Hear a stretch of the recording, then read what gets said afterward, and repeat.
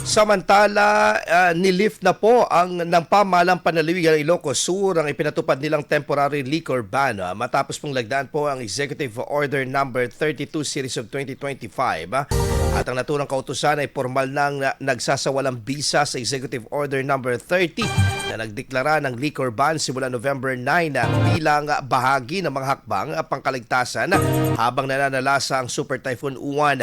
Ayon sa provincial government ng Ilocos Sur, sapat na ang pagbuti ng panahon at ang pagluwag ng sitwasyon sa lalawigan upang muling pahintulutan ang mga pagbibenta at pag-inom ng nakakalasing na inumin.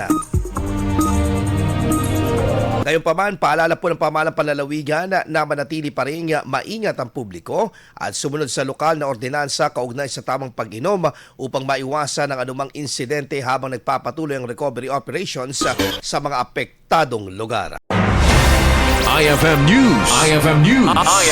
IFM News.